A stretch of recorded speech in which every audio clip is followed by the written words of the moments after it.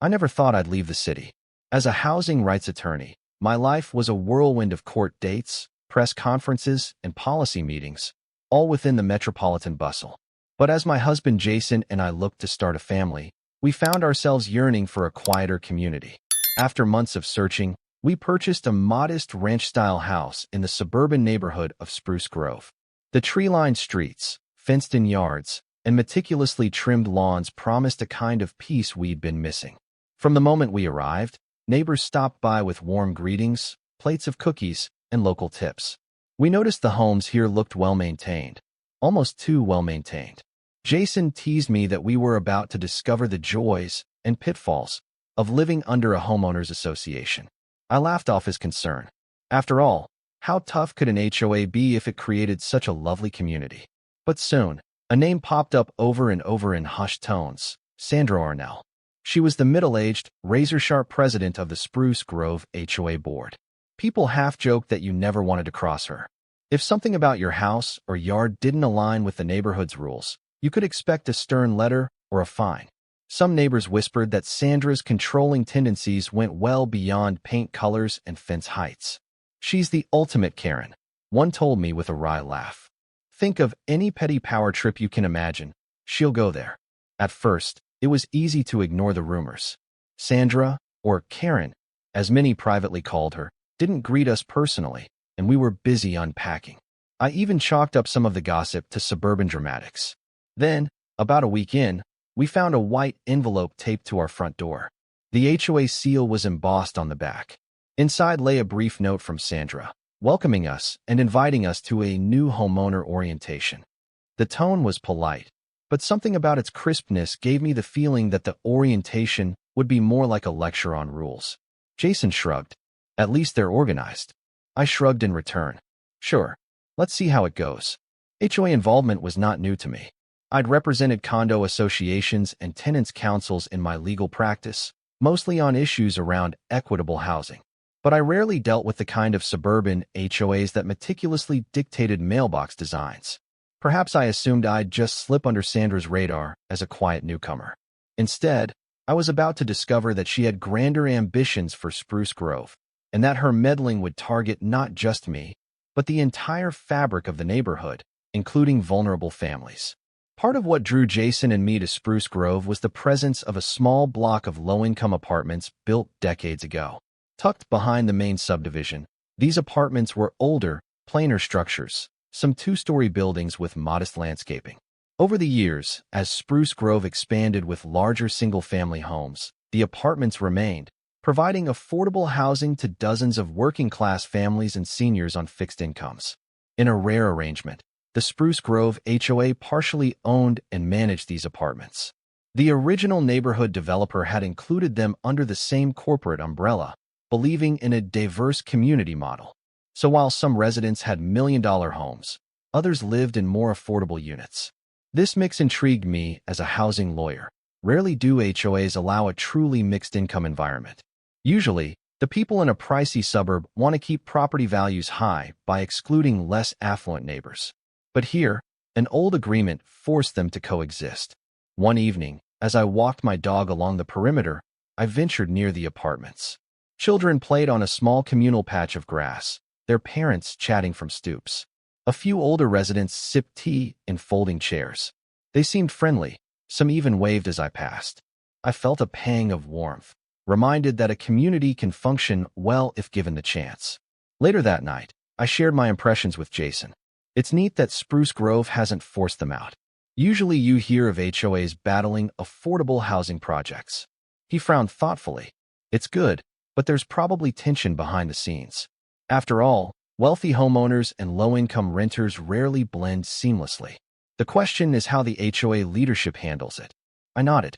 "It might hinge on that. And from what we've heard about Sandra Arnell, she's the controlling type. Let's hope she doesn't see them as a nuisance." I had no idea that, by the time I discovered her real intentions, she'd already embarked on a ruthless plan to evict those families, illegally, and convert those apartments into a high-end development. And I had no clue how quickly her path would cross with mine in a high-stakes legal showdown. The following week, I attended the new homeowner orientation at the Spruce Grove Community Center. The center was a tastefully furnished building near the neighborhood entrance, sporting a small gym and a lounge area for events. I walked inside to find about a dozen new residents milling about, sipping coffee from styrofoam cups. At exactly 7 p.m., Sandra stepped to the front of the room. She wore a tailored blazer and exuded an air of authority. "Hello, everyone," she said, voice crisp. "I'm Sandra Arnell, your HOA president. Welcome to Spruce Grove. Tonight, we'll discuss our community guidelines and the standards we expect." Her eyes flicked over the group, as if cataloging each face. "We're proud of our property values and the pristine character of our neighborhood. We rely on each homeowner to maintain these standards diligently." I listened as she rattled off rules about landscaping, exterior paint, noise ordinances, and so on. Typical HOA fare. Then, near the end, Sandra added, "We also have a small set of rental apartments in the northern quadrant. Some of you may know about them. They've been part of Spruce Grove for decades, though we're reassessing their future. If you have concerns or suggestions, the board welcomes your input." Her words piqued my curiosity. Reassessing their future? That phrase carried ominous undertones. But I said nothing. Another new homeowner piped up. "What do you mean by reassessing? Are you planning upgrades or changes?" Sandra smiled politely, but there was a razor edge to it. "We're exploring the best options for all residents. Nothing final yet." She changed topics quickly, focusing on how to file a complaint if one notices a violation. My unease grew. After the orientation, a few of us lingered to chat. Sandra approached me with a tight-lipped grin. "And you are Miss Stewart, correct?" She glanced at her list. "Yes, that's me," I said. "Thank you for hosting tonight's session. Very informative." She nodded. "We have high standards to uphold. I trust you'll do your part. If you have questions, contact me or the board directly." Then, with an abrupt goodbye, she turned to someone else. I left with the distinct impression that Sandra was watchful, possibly suspicious of new arrivals. She wanted to project courtesy, but I sensed the controlling streak behind that veneer. "Reassessing the apartments," she'd said. My legal instincts pricked. Often, reassessing was code for "we want them gone." Could she be planning to push out the low-income residents? At home, Jason teased me. "You're a bulldog, Bree. If that woman tries anything shady with the apartments, you'll sniff it out in a heartbeat." I forced a laugh. "Let's hope there's no reason to. We came here to relax, remember?" He grinned. "Yeah, but trouble always finds you, Ms. Housing Lawyer." He was right, though neither of us knew just how messy this conflict would become and how personally Sandra's crusade would threaten the people living in those apartments. Over the next month, subtle hints trickled through the neighborhood grapevine. Sandra, and perhaps the HOA board, were in talks with a private developer. The rumor was they wanted to demolish the aging apartments and build luxury townhomes in their place. One real estate agent told me quietly, "I've seen plans. If they can get rid of those renters, they could build high-end units and sell them for a fortune. The HOA stands to gain from property value jumps." But the big question, what about the families who live there? The original HOA charter required that portion of land remain affordable housing. Could Sandra override that? Possibly not easily, unless she found loopholes or used some underhanded strategy. My sense of alarm grew. Illegal evictions or shady deals were within my professional wheelhouse, and I suspected that's precisely what she might try. I decided to pay a friendly visit to the apartments, under the pretense of introducing myself to neighbors. On a sunny Saturday, I walked over, bringing a small basket of cookies. The building's manager, a middle-aged man named Terry, greeted me at the main office. He looked tired, with shadows under his eyes. "Welcome," Terry said kindly. "I'm the caretaker here. Thanks for stopping by." I explained I was a new homeowner and wanted to get to know the community. After some small talk, I gently asked if everything was okay with the HOA. Terry sighed. "We've had some friction lately. Ms. Arnell's been requesting a lot of compliance inspections, claiming we need to fix so-called violations. They say the place is unkempt, but we've done our best to maintain it on a tight budget." I frowned. "Has she suggested changes to the property?" He nodded. "Oh yes. She's hinted that the HOA might sell this land. But that would displace everyone. Most of our residents can't afford higher rents or new places. It's stressful. Some are receiving bizarre notices about lease non-renewals." My blood heated. Non-renewals? On what grounds?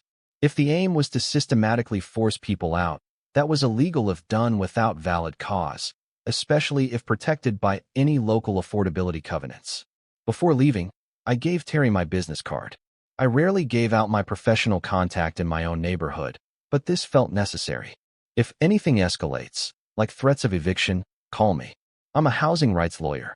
He blinked in surprise, then relief. Thank you. A few tenants are scared.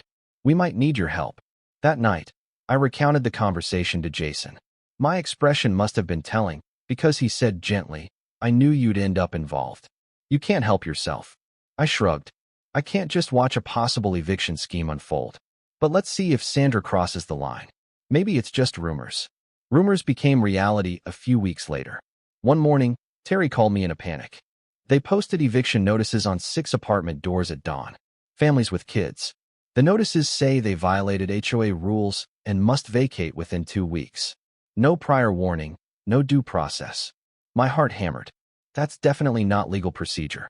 They can't evict without cause, and there's a mandated timeline for formal notices, if it even applies under local landlord-tenant laws. Did these tenants truly breach any lease terms? He sighed. They're all paid up on rent, to my knowledge. The notices mention random property damage or neighborhood disturbance, but we have no records of that. One family's been here for 5 years without issues. I clenched my jaw. Sandra is overstepping. I'll come by and look at the paperwork. Rushing to the apartments, I found frightened tenants clutching typed letters on HOA letterhead. The letters demanded immediate move-out for alleged violations. No specific details, no evidence, no official eviction filing in the county courthouse. This was a blatant attempt at intimidation. Don't panic, I told the families. These notices don't hold legal water. If the HOA wants to evict you, they must follow state and local eviction laws. You have rights. Relief flickered in their eyes, but fear remained. Many had no idea of their legal protections. In heavily regulated states, you can't just boot renters on a whim. I scanned the notices, seeing Sandra's signature at the bottom. She claimed board authority to remove undesirable tenants. Outrage churned in my gut. This was the exact type of abuse I'd fought against for years. I asked each family if they'd let me represent them, pro bono if necessary. They nodded, grateful. That same day, I emailed Sandra, politely requesting a meeting to discuss the notices. She replied with a curt message. These tenants have violated HOA standards. They must leave. No discussion needed. That sealed my resolve. I was heading toward a showdown with Ms. Arnell. Word spread around Spruce Grove that families in the apartments faced eviction. Some neighbors were horrified, sympathizing with the struggling renters. Others shrugged, believing the place was an eyesore that lowered property values. Meanwhile, Sandra doubled down, sending more notices to additional tenants, citing vague reasons. She seemed to be conducting a purge. I attempted civil dialogue, drafting a formal letter explaining how these so-called evictions violated the local tenant ordinance, plus the HOA's own charter, which mandated affordability. Sandra responded with legal threats. The HOA will not be bullied. We have the right to remove troublemakers for the betterment of Spruce Grove. She even threatened to fine me personally if I continued interfering. I realized she had no idea of my professional credentials. In her eyes, I was just an overly sympathetic new neighbor. Perhaps she assumed I was ignorant of property law. She was about to learn otherwise, but I planned to give her a chance to back down first. At the next public HOA board meeting, I stood up during open session and introduced myself properly. I am Bree Stewart, a licensed attorney specializing in housing rights. I represent several tenants in the Spruce Grove apartments who've received improper eviction notices. I request the board rescind those notices immediately and halt any further attempts until a proper legal process is followed. Sandra's eyes widened, but then she masked it with a tight smile. Ms. Stewart, we appreciate your input. However, these tenants are in violation of our community guidelines, making them ineligible for continued residency. I pressed on. The HOA does not have unilateral authority to evict renters. That falls under county landlord-tenant laws, which require cause and a legal filing. I held up a copy of the relevant statutes, along with the original Spruce Grove Developers Covenant specifying a portion of units remain affordable. Further, the original agreement explicitly protects tenants from displacement without due cause. Sandra's facade cracked slightly. We have plenty of cause. They fail to meet upkeep standards, disrupt the neighborhood, etc.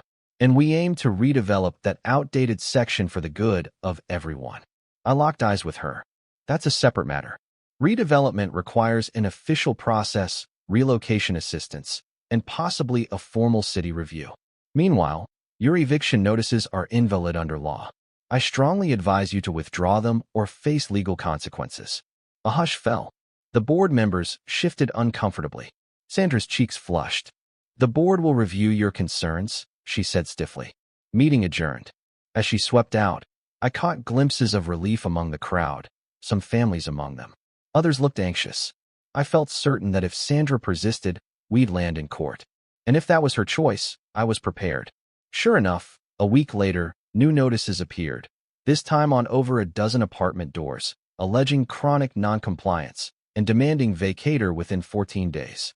Outrage exploded among the residents. Many turned to me for help, terrified they'd soon be homeless. This is insane, I told Jason, pacing in our living room. She's doubling down, but she's on shaky legal ground. We can file a lawsuit to stop her. He nodded. Go for it. I know you've tried the diplomatic route. So I did. I drew up a tenant group complaint in the local court, seeking an immediate injunction to prevent the HOA from enforcing any eviction or forcibly removing the tenants. I alleged that Sandra, acting as HOA president, was abusing her authority and violating both state law and the original covenant, ensuring the apartments remain low-income housing. The complaint named the Spruce Grove HOA as the defendant, plus Sandra Arnell personally, since she'd signed the eviction notices. The day the lawsuit was filed, I sent a courtesy copy to the HOA office. Within hours, my phone rang, an unfamiliar number. I picked up to hear Sandra's voice, cold as ice. How dare you drag our community into court, she snapped. You're a new resident. This is not your concern. I replied calmly. It's very much my concern. My clients face homelessness from an illegal eviction push. I tried to warn you. Now a judge will decide. She threatened to ruin me, claimed she had connections at City Hall. I politely ended the call, unshaken. Her bullying might have worked on some, but I had faced bigger foes in corporate real estate. She was out of her depth. Within days, we had a preliminary hearing before a local judge. The tenants showed up in large numbers, anxious but hopeful. Sandra arrived with an HOA lawyer, an older man who looked embarrassed by the whole affair. We presented evidence. The eviction notices lacked statutory language, no documented violations, no due process. The original deed restrictions for Spruce Grove guaranteed an affordable component, meaning you couldn't just toss out those tenants to build luxury units. The judge was quick to grant a temporary restraining order. The HOA was forbidden from proceeding with any evictions until the final resolution. A wave of relief swept the tenant families. Sandra's face twisted in anger. She stormed out, ignoring reporters who'd shown up, lured by the unusual story of an HOA trying to purge low-income residents. That evening, I felt confident we'd effectively halted her illegal push. But deep down, I suspected Sandra had more tricks up her sleeve. People like her rarely give up so easily. With the court order in place, you'd think the HOA might stand down. Instead, Sandra escalated her tactics in more underhanded ways. The low-income apartments started experiencing sudden maintenance problems. The water supply was mysteriously shut off for hours at a time. The garbage trucks forgot to collect trash, leaving piles reeking in the summer sun. Terry, the caretaker, discovered the HOA had canceled pest control and landscaping services specifically for the apartment block, even though the fees had always been covered. Residents complained of overgrown weeds, rodents creeping in. It looked like a campaign to make living conditions unbearable, hoping families would leave on their own. Legally, such malicious neglect can be considered a constructive eviction, also illegal. So I documented everything. I urged tenants to keep logs, photos, and records. Meanwhile, local media grew curious. An affluent HOA trying to force out low-income renters? The story had legs. A local journalist reached out, wanting an interview. Sensing the power of public pressure, I agreed to speak on background, but recommended they also talk to tenants for direct testimonies. When the news story aired on the local channel, it portrayed interviews with tearful mothers who had nowhere else to go, seniors frightened about being kicked out, footage of trash piling up. The reporter concluded, A judge has temporarily halted evictions, but these residents say they're living in fear under an HOA determined to push them out. The next morning, I woke to find my mailbox bashed in, the post leaning precariously. Ugly graffiti scrawled across it read, "Mind your business," in black paint. My heart pounded. Jason cursed under his breath. We had no proof it was Sandra's doing, but the message was clear. Someone wanted me to back off. I refused. If anything, it steeled my resolve. People deserved stable housing, free from intimidation. The entire fiasco cut to the heart of why I became a lawyer, fighting for those who can't easily defend themselves. Sandra and her cronies had no idea I'd faced threats before from unscrupulous landlords. I wasn't about to fold now. In the weeks that followed, the lawsuit advanced. We gathered depositions from tenants detailing the suspicious cutoffs of utilities, withheld maintenance, and harassing letters. Meanwhile, the HOA's attorney tried to argue that the apartments violated community standards, claiming the buildings were unsafe or unsanitary. We countered that it was the HOA itself sabotaging upkeep to create those conditions. Discovery revealed email exchanges implicating Sandra more deeply. She'd written to her board allies, "We must rid ourselves of this low-income burden. If we make it unlivable, they'll leave voluntarily. Then we can tear it down." This was a smoking gun, demonstrating malicious intent. When we produced those emails in court, the judge's expression darkened. Our motion for a preliminary injunction to force the HOA to resume normal upkeep was granted. The judge sternly reminded them that violating the order could lead to contempt charges. Outside the courthouse, reporters pressed Sandra for comment. She offered a tight-lipped no comment, but her hostility radiated. The tide of public opinion turned against her. For every well-off Spruce Grove resident who wanted the apartments gone, there were others outraged at the cruelty inflicted on vulnerable families. Back at home, I felt the tension daily. Some neighbors quietly thanked me for doing the right thing. Others glared at me, believing I was harming property values. Meanwhile, Sandra tried to rally her supporters, painting me as an outsider meddling in private HOA affairs. Nevertheless, the legal momentum was on our side. The real question was whether the judge would strike down the entire eviction push permanently, or if the HOA could wiggle through some loophole. At best, we'd secure a permanent injunction, forcing the HOA to honor the low-income covenant indefinitely. But I suspected Sandra might face personal repercussions, given her blatant, malicious role. If the court or local authorities found she intentionally violated housing laws, she could face criminal or civil penalties. A few months into the litigation, matters reached a climax.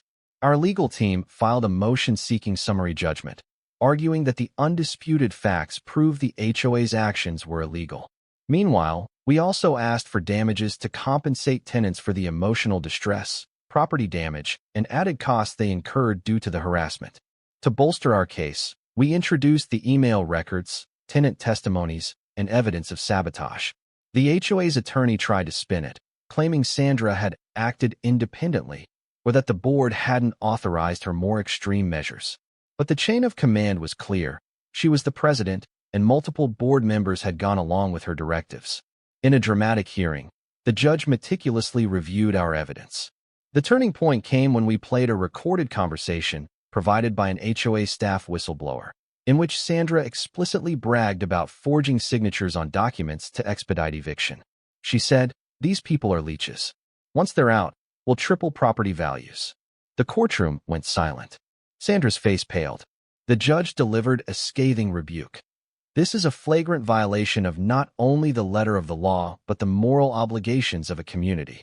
Ms. Arnell, you and the HOA have trampled on the rights of these tenants." He granted summary judgment in our favor, ordering the eviction notices permanently voided, awarding significant damages to the tenants, and mandating the HOA restore full maintenance and amenities.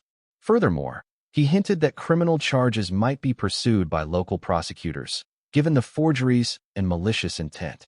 Sandra's expression was a portrait of shock and fury. In that moment, it seemed to dawn on her that she'd lost everything. Not only had her plan to redevelop fallen apart, but the court's damning verdict meant the HOA faced staggering financial liability. The families could remain in their apartments, and the covenant guaranteeing affordability was reaffirmed. Outside the courthouse, throngs of tenants cheered. Reporters clamored for quotes. I gave a brief statement. Justice has prevailed for these families who deserve safe, stable homes. This ruling reaffirms that no HOA, no matter how powerful, can disregard housing laws and basic human rights. Sandra ducked cameras, escorted by an aide, spitting venomous insults at me under her breath. She refused to speak to the media, but her problems were just beginning. Because forging documents and conspiring to commit wrongful eviction can be grounds for criminal prosecution. In the aftermath, local authorities launched an investigation into Sandra's forged signatures and illegal intimidation. Prosecutors found enough evidence to charge her with fraud, forgery, and various counts related to wrongful eviction attempts. Over several harrowing months, her situation deteriorated. The HOA's insurance refused to cover the massive damage payouts, citing her willful misconduct. She faced personal lawsuits from multiple families seeking additional compensation for distress. To pay mounting legal fees, Sandra mortgaged her own property. Then, when a criminal court indicted her, she was forced to post high bail.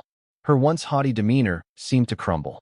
Meanwhile, HOA members ousted her from the presidency in an emergency vote, desperate to salvage their neighborhood's reputation. I'd occasionally catch glimpses of her around Spruce Grove, shoulders hunched, face pale. She hardly resembled the poised, authoritarian figure from months earlier. Word on the street was that she might attempt a plea bargain, but the prosecutor's office was under political pressure to make an example of her. Ultimately, she was convicted on multiple counts. The judge handed down a prison sentence, several years for the forgery and malicious acts. The families in the apartments testified at her sentencing hearing about the fear and hardship she caused them. With tears in their eyes, they asked for accountability.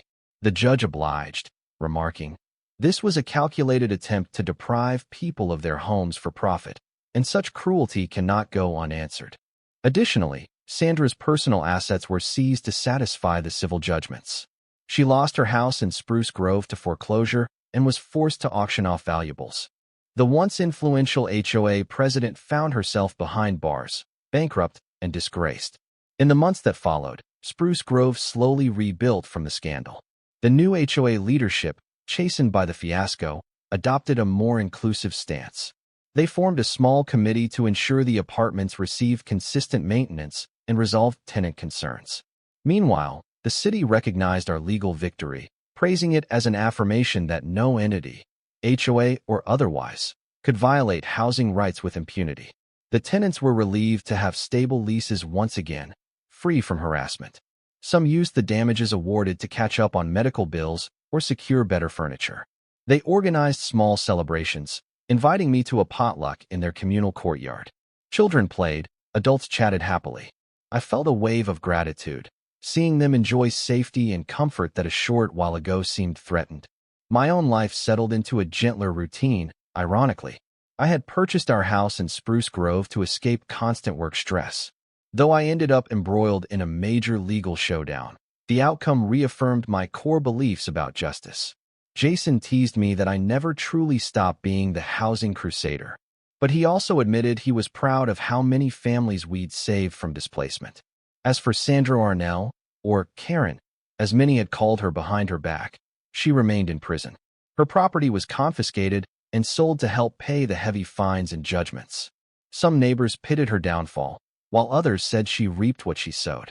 The local newspaper ran a final editorial, a cautionary tale, how one HOA president's arrogance led to her downfall, and how a group of determined tenants, backed by a principled lawyer, safeguarded their community's soul. Spruce Grove moved on, forging a new identity as a place that valued not just manicured lawns, but also fairness and diversity. The apartments remained, a testament to the community's original spirit of inclusion. Though some wealthy homeowners still grumbled about having those rentals in their midst, a wave of kinder voices insisted it was the right thing, that Spruce Grove was stronger for welcoming folks of all incomes. Standing on my front porch one cool evening, I gazed around Spruce Grove's peaceful streets. Street lamps illuminated tidy yards, dogs barked distantly. The distant hum of a radio drifted from a neighbor's open garage. To an outsider, it might look like the perfect suburban dream. Yet beneath the calm surface, we'd faced a storm of greed, cruelty, and discrimination. Fortunately, moral courage and legal frameworks prevailed. Jason stepped beside me. "Crazy few months, huh?" he said, sliding an arm around my waist. I nodded, exhaling. "But we did it. We made a difference." He kissed my temple. "We sure did. And we still get to live in a beautiful place." I smiled, resting against him. "Sometimes justice wins, even if it takes a fight." He squeezed my shoulder. "And no matter where you go, you'll be in the ring if there's injustice, right?" I laughed softly. "Probably. But for now, I'm just glad to enjoy the quiet. Let's hope we don't need to face any new Karens for a long while." Below the soft glow of the porch light, I felt content. The families were safe, the apartments secure. Sandra's destructive reign was over, her property confiscated, her illusions of grandeur shattered. Spruce Grove, after all the legal battles, was forging a path toward genuine community, a place where no one would be evicted just because they lacked wealth or status. And that, I decided, was exactly the kind of neighborhood I wanted to call home.